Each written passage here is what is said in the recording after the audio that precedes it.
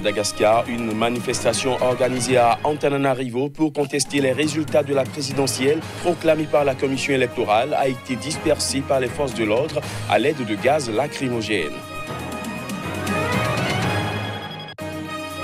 En RDC, la conférence épiscopale nationale, qui a déployé 40 000 observateurs pour superviser les élections de dimanche dernier, a reporté à demain jeudi la publication de son rapport préliminaire d'observation. Et puis au Brésil, la toute jeune présidence de Jair Bolsonaro est entrée dans le vif du sujet avec la prise de fonction des ministres de gouvernement chargés de mettre en œuvre des changements radicaux.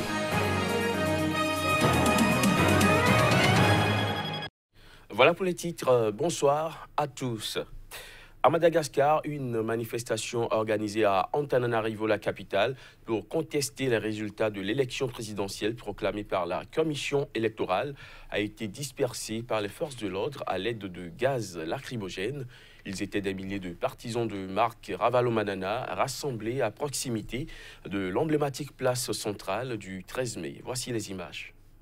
Des milliers de personnes s'étaient rassemblées à proximité de la place centrale du 13 mai à Antananarivo, quadrillées par les forces de sécurité pour protester contre des fraudes qui auraient émaillé l'élection présidentielle malgache du 19 décembre dernier.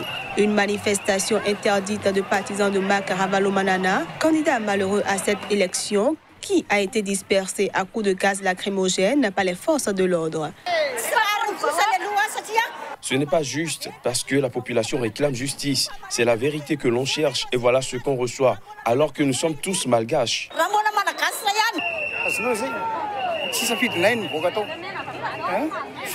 Ce n'est pas le choix des malgaches qui est sorti. Il y a eu de la corruption à grande échelle.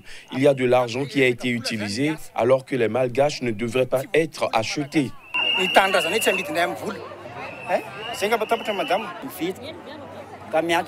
Il faut vraiment que la vérité sorte, car la population malgache souffre. Tout est corruption ici, que ce soit quand tu passes un examen, peu importe ce qu'on fait, il y a toujours de la corruption. Faites éclater la vérité. Samedi déjà, des milliers de pro-Ravalomanana étaient descendus dans la rue pour contester les résultats de la présidentielle. Cette manifestation non autorisée s'était cependant déroulée dans le calme. Selon des résultats rendus publics par la Commission électorale nationale indépendante CENI, l'ex-chef de l'État malgache Andry Rajoelina a remporté le second tour de la présidentielle avec 55,66% des suffrages, battant son rival Marc Ravalomanana qui a obtenu quant à lui 44,34%. Mais les partisans de l'ancien président Marc Ravalomanana demandent une disqualification d'Andry Rajoelina pour fraude et corruption de la CENI. La Haute Cour constitutionnelle, plus haute instance judiciaire du pays, examine actuellement les requêtes de Marc Ravalomanana et doit rendre son jugement d'ici le milieu de la semaine prochaine. En République démocratique du Congo, la conférence épiscopale nationale qui a déployé 40 000 observateurs pour superviser les élections de dimanche dernier a reporté à demain jeudi la publication de rapports préliminaires d'observation. Un rapport dont la publication était initialement prévue ce mercredi, raison évoquée, la coupure d'Internet dans le pays au lendemain des scrutins. Les détails. La présentation du rapport préliminaire de la mission d'observation électorale de la CENCO est reportée pour demain jeudi. L'annonce a été faite par l'abbé Donatien Cholet, secrétaire général et porte-parole de la CENCO. Il a expliqué que la conférence épiscopale nationale du Congo a voulu prendre un peu de temps étant donné que le travail se fait par téléphone avec la coupure d'Internet. L'Internet a été coupé par les autorités congolaises lundi midi officiellement pour éviter un soulèvement populaire au moment crucial de la centralisation des résultats des élections présidentielles, législatives et provinciales de dimanche. Une situation dénoncée par les grands pays occidentaux qui ont demandé mardi à Kinshasa de débloquer l'accès aux moyens de communication.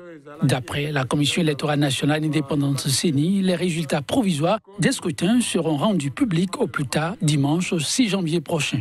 Lundi, la mission d'observation électorale de la CENCO avait fait part d'anomalies dans le déroulement du dépouillement des résultats de ces élections. L'Église catholique est très engagée sur la scène politique congolaise et le suivi du processus électoral.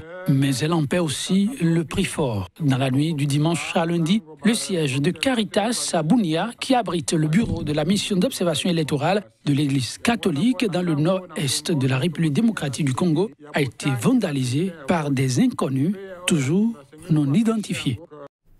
Restons en République démocratique du Congo. Après les réseaux sociaux et les SMS, Kinshasa a coupé la réception de Radio France Internationale, RFI, dans toutes les villes du Congo et retiré l'accréditation de sa correspondante dans le pays. L'information a été confirmée par le porte-parole du gouvernement congolais, Lambert Médé, qui a estimé que le gouvernement ne pouvait pas laisser une station mettre de l'huile sur le feu au moment où le pays attend la compilation des résultats provisoires. Il faut dire que les résultats provisoires de l'élection présidentielle doivent être proclamés au plus tard dimanche par la Commission électorale nationale indépendante. En jeu, la succession du président Joseph Kabila. Et toujours dans cette attente des résultats des élections en République démocratique du Congo, les Congolais rencontrés dans la ville de Kinshasa disent attendre du prochain président des changements. On écoute. On veut un président qui va changer tout, parce qu'on est fatigué de voir nos frères et sœurs qui terminent des études sans pour autant être embauchés. Mais tout le peuple congolais est en train d'attendre un changement. Le candidat soit de l'opposition, de la majorité, tout le peuple congolais a besoin du changement. C'est un peu ça qu'on peut dire. Ah oui, mais vous savez, ce que nous attendons du prochain président, c'est la refondation de la nation. Et deuxièmement, instauration de l'état des droits. Si on doit avoir une justice refondée, si on peut recréer les Congolais, je pense que nous pourrons décoller comme toutes les autres nations. Et on veut un président là qui soit un président qui a des soucis de la population, besoin social. Au Gabon, l'opposition et la société civile continuent d'afficher leur scepticisme quant à la capacité du président gabonais Ali Bongo à gouverner. Ceci alors même qu'une vidéo où le chef de l'État s'exprimait pour la première fois depuis ses difficultés de santé a été diffusée lundi soir. Victime d'un AVC le 24 octobre, le président Ali Bongo s'est exprimé pour la première fois depuis le début de sa convalescence dans une vidéo enregistrée à Rabat au Maroc et diffusée lundi soir par la présidence gabonaise. Il y apparaît de face, le visage marqué par un strabisme. Son élocution est fluide malgré une prononciation empâtée. Sa tête et ses mains bougent légèrement. Cette apparition, après 2 mois d'absence au-delà de l'aspect humain, sous réserve d'un montage laborieux, suscite encore plus d'interrogations et d'incertitudes sur les capacités physiques et intellectuelles d'Ali Bongo à exercer les lourdes charges qui lui incombent, a déclaré à l'agence France-Presse l'opposant Alessandre Barrault-Chambrier, président du parti Rassemblement Héritage et Modernité. La majeure partie de l'opposition et des membres de la société civile réclament une expertise médicale sur l'état de santé du président. La vacance n'a pas été déclarée par la Cour constitutionnelle qui a transféré en novembre une partie des pouvoirs du président au Premier ministre et au vice-président. Ce discours est la preuve que le président Ali Bongo est totalement rétabli selon le porte-parole de la présidence, Ike Nguoni. Dans la vidéo, Ali Bongo dit s'apprêter à revenir au Gabon. La communication autour de l'état de santé du président a été parcellaire depuis le début de sa maladie, alimentant de nombreuses rumeurs.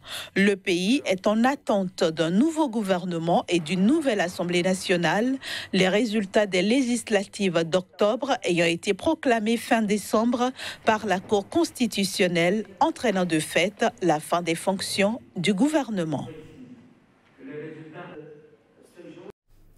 Au Soudan, Omar El-Béchir s'est exprimé lors d'un discours prononcé à l'occasion du 63e anniversaire de l'indépendance du pays le 1er janvier. Le président soudanais s'est dit confiant dans la capacité à surmonter les défis économiques. Une sortie qui fait écho à la situation du pays qui enregistre depuis 2 semaines des mouvements de contestation ponctués de grèves. Reportage. Omar El-Béchir, qui dirige le Soudan depuis 1989, a fait de nouvelles promesses aux Soudanais qui ne croient plus à la sincérité du régime. L'opposition a opposé une fin de non-recevoir aux propositions du président Omar El-Béchir dans ce discours du 31 décembre à l'occasion du 63e anniversaire de l'indépendance. Si l'on en croit des médias locaux, 22 partis de cette opposition réclament aujourd'hui la dissolution du gouvernement ainsi que du Parlement. Omar El-Béchir s'était montré conciliant et confiant sur une sortie de crise. Le ton de son discours était tempéré. Il avait promis des élections libres en 2020. Il a appelé tous les partis politiques à faire des propositions et à venir avec des mesures pour aider à résoudre les problèmes économiques. Le colonel El-Béchir a aussi décidé de former un comité de vérité avec le ministre de la Justice à sa tête pour établir les faits sur les événements qui secouent le Soudan depuis le 19 décembre. Mais l'opposition ne cesse de réclamer l'indépendance de la justice au Soudan. Les autorités avaient reconnu la mort de 19 civils durant les manifestations alors que l'ONG Amnesty International en avait recensé 37. Lors de la grande manifestation du 31 décembre à Khartoum, on a compté une dizaine de blessés. Un jeune homme a succombé par la suite à ses blessures. Autre signe de sa volonté de réconciliation, le régime soudanais a fait un nouveau geste en libérant la majorité des personnes arrêtées durant les manifestations, dont Zeinab Sadek Al-Mahdi, le fils du célèbre opposant. En Égypte, les soutiens du président Abdel Fattah al-Sisi, réélu avec plus de 97% des voix en mars 2018, ont commencé à donner de la voix pour le maintenir au pouvoir au-delà de son second mandat en 2022. Les partisans du président souhaitent voir le Parlement revenir dès cette année 2019 sur la limitation de la fonction présidentielle à 2 mandats consécutifs de 4 ans. Des précisions à travers ces images. Dans un éditorial paru à la veille du Nouvel An, le quotidien gouvernemental Al-Akhbar a donné le ton en appelant à faire de 2019 l'année de la réforme politique qui a tardé. Cette réforme doit permettre de préserver tout ce qui a été réalisé pour la population en termes de stabilité sécuritaire et de redressement économique au cours des 5 dernières années, a expliqué Yasser Eric, le directeur du conseil d'administration de ce journal proche du régime.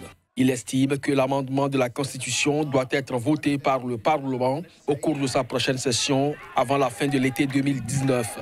Élu président une première fois en 2014, 1 an après la destitution par l'armée du président islamiste Mohamed Morsi, Abdel Fattah al-Sisi a remporté un 2e mandat en 2018 et est à la tête d'un régime considéré comme autoritaire et ultra-répressif par ses opposants et les défenseurs des droits humains. En novembre 2017, avant même d'être réélu, le président avait exclu une prolongation de ses fonctions après 2022 lors d'une interview à la chaîne américaine CNBC.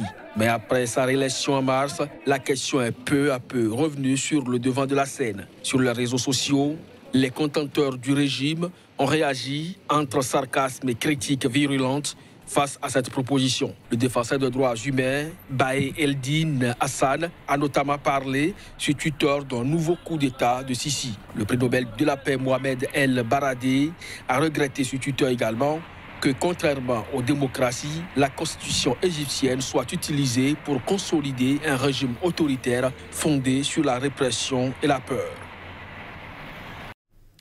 Je l'annonçais en titre, au Brésil, Jair Bolsonaro a signé la promesse constitutionnelle lors de la cérémonie d'investiture au Congrès de Brasilia. Il entre donc désormais officiellement en fonction en tant que nouveau président du pays. Les images. Que a mesa ainda se mantenha de pé, com os poderes que me são outorgados pela Constituição Federal. Avec les pouvoirs que me confère la Constitution fédérale, je déclare président et vice-président de la République fédérative du Brésil, messieurs Jair Messias Bolsonaro et Antonio Hamilton Martins Mourão, pour la période allant du 1er janvier 2019 au 31 janvier 2022. De 2022. Par cette investiture, Jair Bolsonaro vient d'être officiellement déclaré nouveau président du Brésil. L'homme qui a signé la promesse constitutionnelle lors de la cérémonie d'investiture au Congrès de Brasilia vient d'entamer à la tête de la première puissance d'Amérique latine un mandat de 4 ans. Le président Jair Bolsonaro n'a pas déçu les attentes de ses électeurs ce mardi, jour de son investiture, s'affichant contre le politiquement correct, l'idéologie de gauche et promettant de rétablir l'ordre. Félicitations au président Jair Bolsonaro qui vient de faire un super discours d'investiture.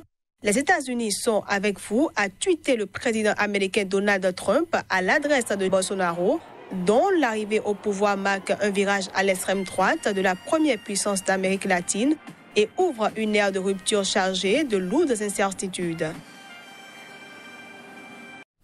Fin de ce JT, merci de l'avoir suivi.